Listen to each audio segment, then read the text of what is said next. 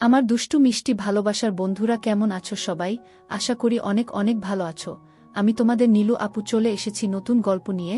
আজকের গল্পটি শুনলে তোমাদের দাঁড়িয়ে যাবে, তাই গল্পটি শোনার আগে অবশ্যই হেডফোন ব্যবহার করো। আমার নাম রাজু বালা। বয়স ২৬ বছর, জাতে নমশূদ্র। বাবার নাম বিমল বালা, বয়স ৫৬ বছর। মায়ের নাম নিমি বালা, বয়স ৪৪ বছর। আমরা গ্রামে মানে শহরতলিতে থাকি। বাবা চাকরি করেন। বাবা খুব সুন্দর দেখতে। আমার দাদু বাবার চাকরির ব্যবস্থা করে দেন, আর সেই শর্তে বাবা মাকে বিয়ে করেন। আমার মায়ের একটাই দোষ, কালো গায়ের রং। এমনি মা দেখতে অতটা সুন্দরী না, তবে দেখতে খারাপ নয়, শুধু রং কালো। বাবা মায়ের বিবাহিত জীবন ২০ বছর ভালোই চলছিল, কিন্তু সমস্যা হলো বাবার বদলি হওয়ার পরে। বাবা শিলিগুড়ি থেকে কলকাতা বদলি হয়ে আসেন। তারপরে বাবার খারাপ কাজ ধরা পড়ে যায়। বাবা দ্বিতীয় বিবাহ করছেন, যেটা আমরা জানতে পারি। বাবার দ্বিতীয় পক্ষের এক কন্যা আছে, যার বয়স এখন ১৭ বছর, ও আমার সৎ মা আছেন। তবে ওদের সাথে আমাদের এখনও দেখা হয়নি। বাবা মায়ের মধ্যে অনেক অশান্তি। বাবা বাড়িতে খুব কমই আসেন। আমার কাছে আমাদের চলার মতন টাকা দেন বাবা। তবে সত্যি বলতে কি, বাবা আমাকে ভীষণ ভালোবাসে, আমাকে ফোন করে। মা আমার কাছে এই নিয়ে অনেক দুঃখ করে বাবা এইরকম করেছে। আমার মা সত্যি খুব শান্ত প্রকৃতির। বাবার অন্যায় মুখ বুজে সহ্য করে যাচ্ছেন। ৬ মাস হয়ে গেল বাবা বদলি হয়ে এসেছেন, কিন্তু আমরা জানার পরে আর বাবা বাড়িতে রাত কাটানি। মাঝে মাঝে আসেন, কিন্তু থাকেন না। টাকা দিয়ে চলে যান। মা আমাকে শুধু বলে, তুই একটা কিছু করতে পারলে ওর টাকায় আমি খেতাম না। আমি অনেক চাকরির পরীক্ষা দিয়েছি, কিন্তু কোনো চাকরি হচ্ছে না। একদিন আমি চাকরির খোঁজে বেরিয়েছি, যদি কোনো সাধারণ চাকরিও পাই তো করব। ইতিমধ্যে মায়ের ফোন এলো আমার কাছে। মা বলল, তাড়াতাড়ি বাড়ি আয়। আমি বললাম, কেন? কি হয়েছে? মা বলল, তোর চাকরির লেটার এসেছে। আমি বললাম, আসছি বলে রওনা দিলাম বাড়ির উদ্দেশ্যে। বাড়ি ফিরতেই মা আমার হাতে চাকরির লেটারটা দিয়ে বলল, বাড়ির কাছেই তোর চাকরিটা হয়েছে। আমি বললাম, ওমা, কি আনন্দ, কাছেই বাড়ি থেকে যেতে পারব। মা বলল, ভগবান আমার মুখের দিকে তাকিয়েছে। আমি বললাম, মা, ১০ই জুলাই চাকরিতে যোগ দিতে হবে। মা বলল, ২ দিন পরে। আমি বললাম, বাবাকে জানাবো কি বলো? মা বলল, না, পরে জানাবি, আবার কি করে বসে, ঠিক আছে। আমি বললাম, ঠিক আছে মা, তুমি যা বলবে তাই হবে।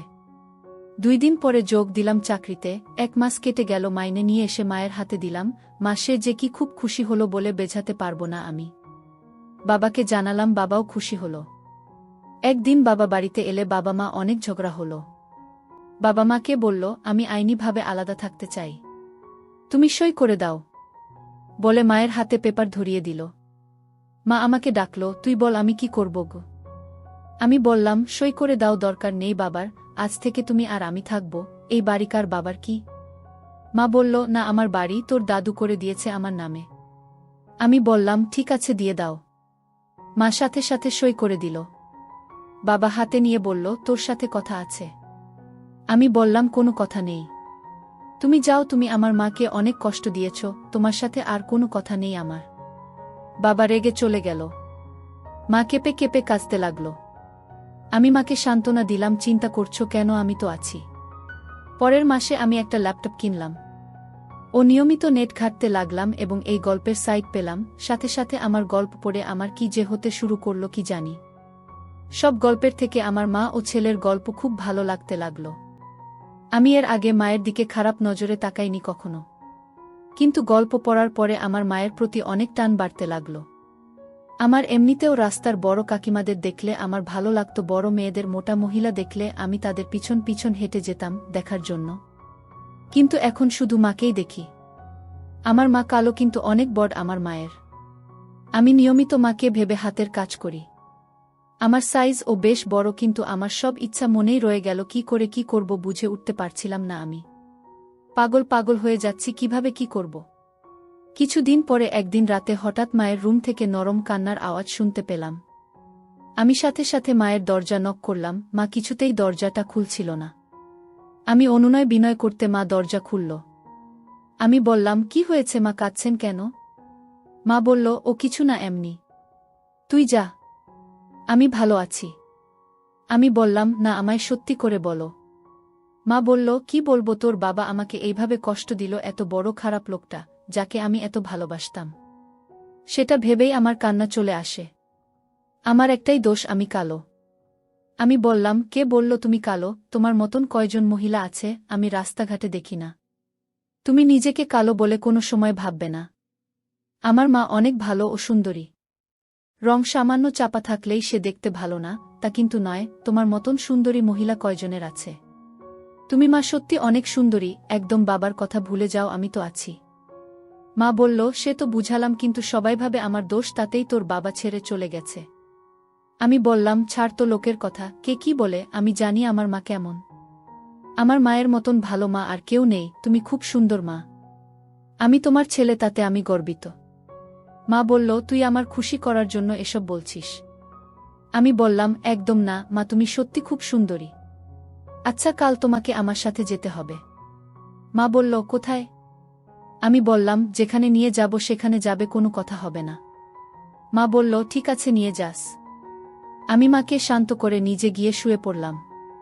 পরের দিন সকালের খাওয়া শেষ করে মাকে নিয়ে একটু দূরে একটা বিউটি পার্লারে গেলাম। 2000 টাকা খরচা করে মাকে বাড়ি নিয়ে এলাম। মা বলল, কত টাকা খরচা হলো রে? আমি বললাম, তা দিয়ে তোমার কোনো দরকার আছে? এবার একবার আয়নায় নিজেকে দেখ, আর বলো সত্যি তুমি সুন্দর কিনা। আর শোন, এখন থেকে একটু রোমান্টিক পোশাক পরবে, দেখি তোমাকে কে অসুন্দর বলে। মা বলল, কি রোমান্টিক পোশাক পরব? আমি বললাম, এবার আমি তোমাকে রোমান্টিক পোশাক কিনে দেব, তাই পরে বের হবে। মা বলল, যা, এই বয়সে পরা যায়? আমি বললাম, আমার বসের বয়স 55 বছরের উপরে, উনি নিয়মিত পরে আসেন অফিসে, দারুণ লাগে দেখতে। মা বলল, সত্যি সত্যি বলছিস? আমি বললাম, কেন তোমাকে মিথ্যে বলবো? শোন, শনি, রবি ও সোম আমার 3 দিন ছুটি আছে, ভাবছি একটু বেরিয়ে আসি, যাবে তো? মা বলল, কোথায় যাবি? আমি বললাম, দেখি কোথায় যাওয়া যায়। মা বলল, ঠিক আছে, যাব। আমি বললাম, মা, তোমার জন্য অফিস থেকে আসার সময় রোমান্টিক পোশাক নিয়ে আসবো আজ, কিন্তু। মা বলল, কি হলো? আমি বললাম, মাপ তো বলতে হবে দোকানদারকে। মা বলল, 38 বুঝলি? আমি বললাম, ঠিক আছে। আমি মনে মনে বললাম, মা কি সুন্দরভাবে ছেলেকে বলে দিলে। পরের দিন অফিস ছুটির পরে একটা দোকানে গেলাম। মায়ের সাইজ বলতে আমাকে অনেকগুলো পোশাক দেখালো, তার মধ্যে একটা লাল ও একটা সাদা পোশাক নিলাম, ও গোলাপি ও হলুদ পোশাক নিলাম। সন্ধে 7টায় বাড়ি ফিরলাম আমি। মা আমাকে টিফিন দিল। আমি খেতে খেতে বললাম, একটা পরে দেখো তো মাপ ঠিক আছে কিনা। মা বলল, এখনই পরব। আমি বললাম, জি হ্যাঁ, ঠিক আছে বলে নিয়ে রুমে নিয়ে গেল।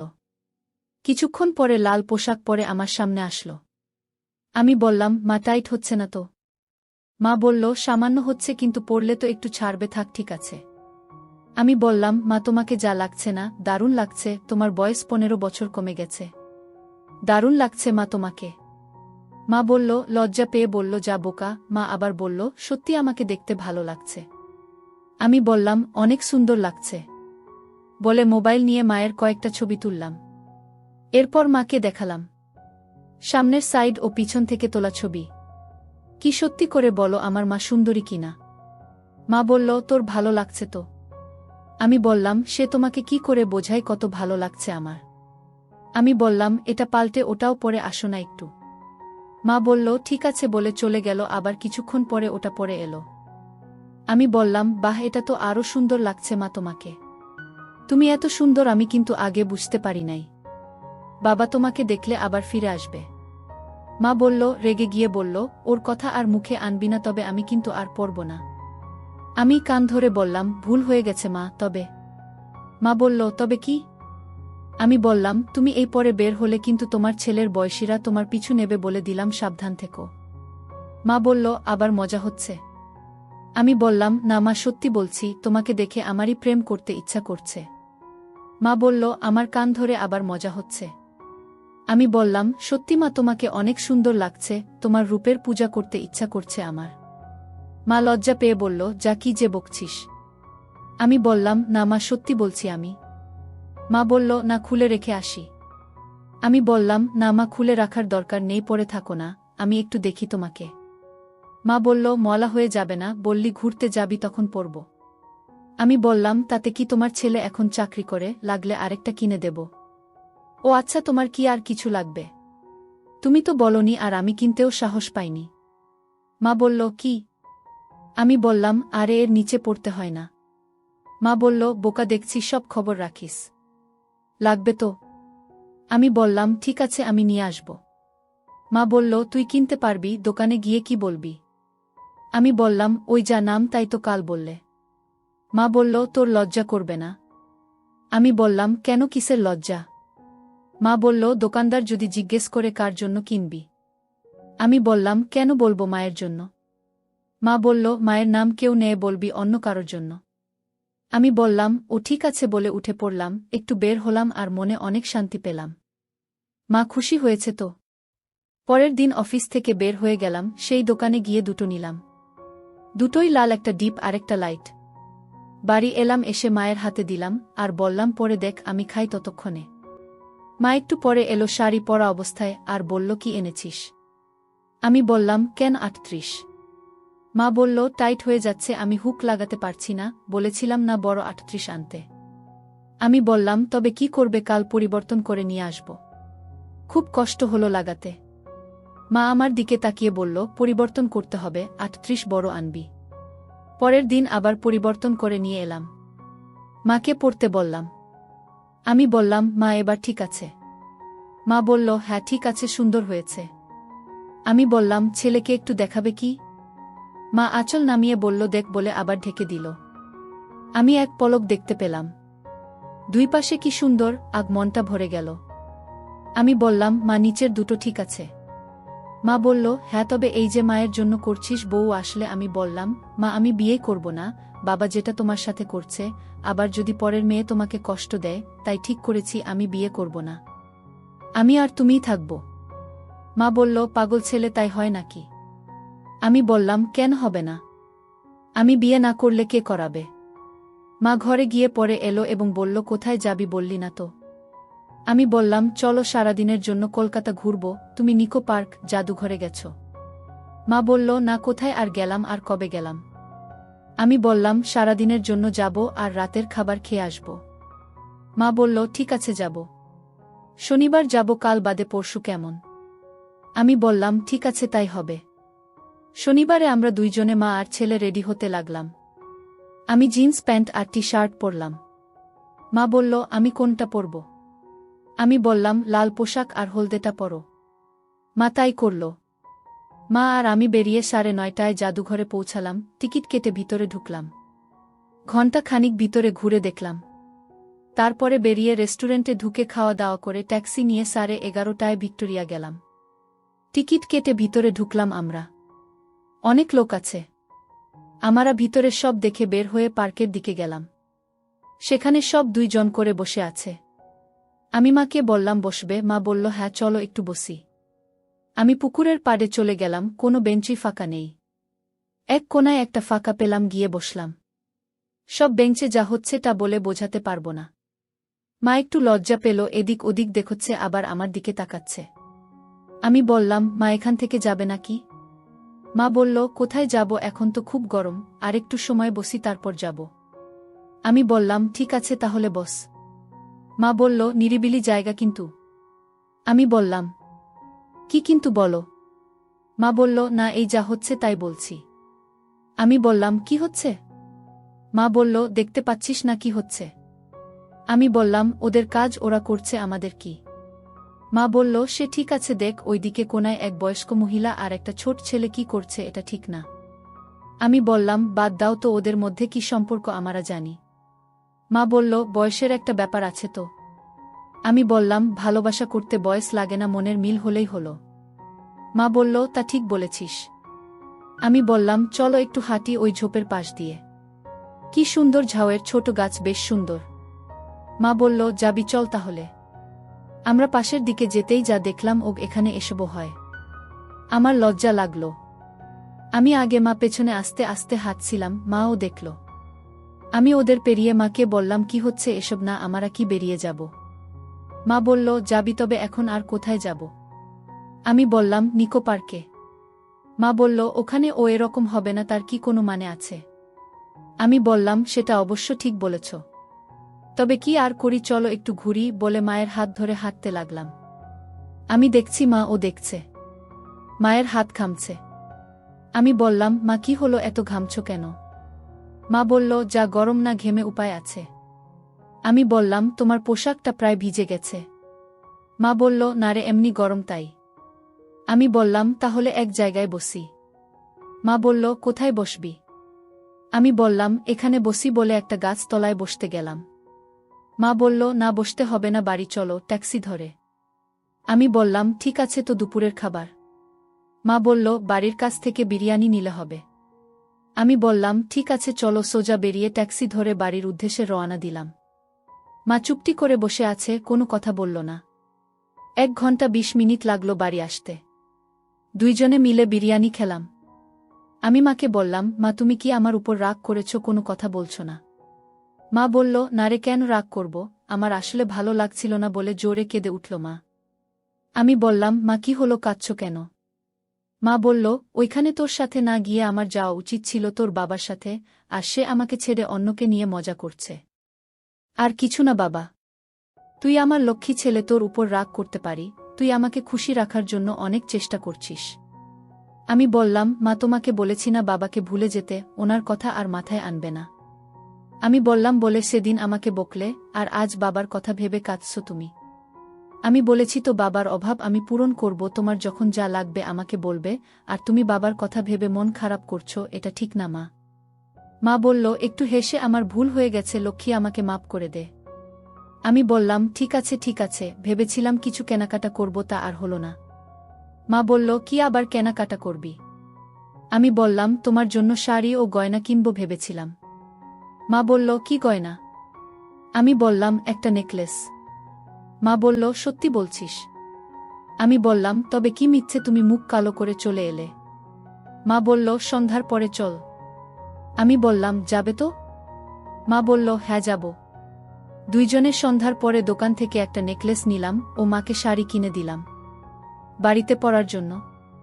সব কিনে বাড়িতে এলাম 9:30টার সময়। সামান্য বৃষ্টি হচ্ছিল, আশেপাশে নিঝুম রাত। আমি তরকারি আর রুটি নিয়ে এসেছি। মা বলল, আগে খেয়ে নেই, তারপর দেখা যাবে। আমি খেতে খেতে বললাম, আর বাবার কথা মনে করবে না তো? মা বলল, না করব না। মা বলল, তোর বাবা আজ পর্যন্ত কোনোদিন একটুও গহনা আমাকে দেয়নি। আমি খুব খুশি রে। খাওয়া শেষ হতেই বললাম, এবার একটু পরে দেখাও আমাকে। মা দেখাচ্ছি বলে সব হাতে নিয়ে বলল, আমার ঘরে আয়, ওখানে বসে পড়ব।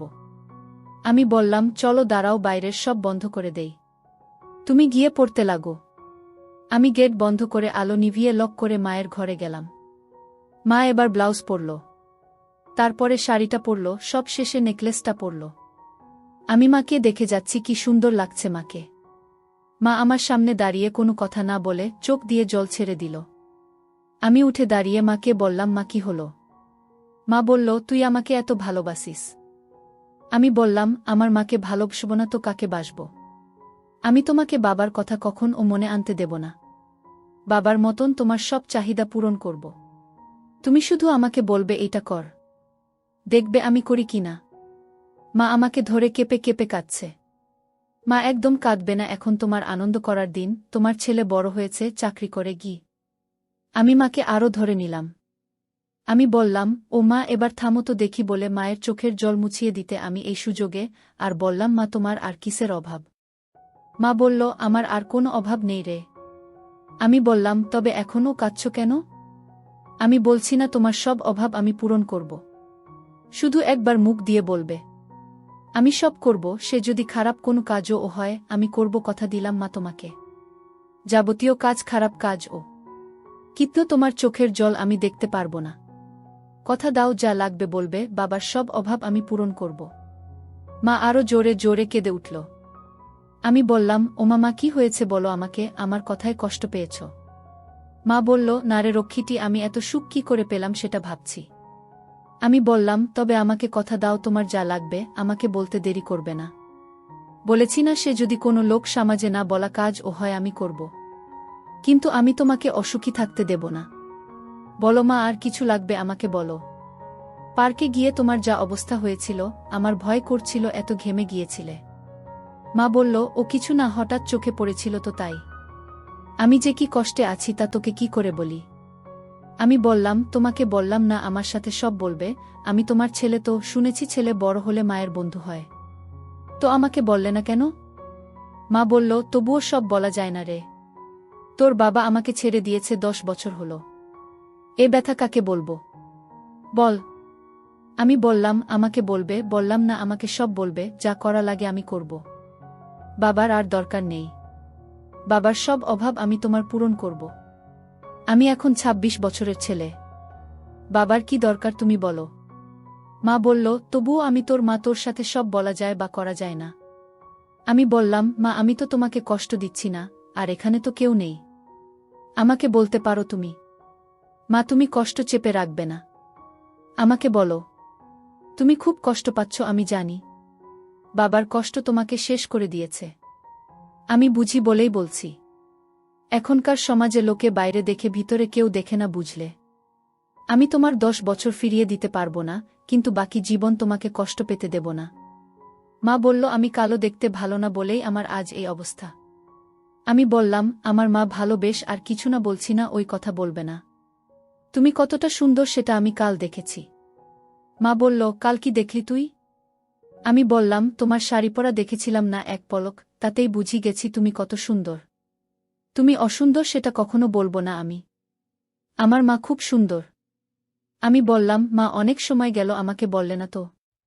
তুমি বলো তোমার কি কষ্ট, আমি সব পূরণ করব।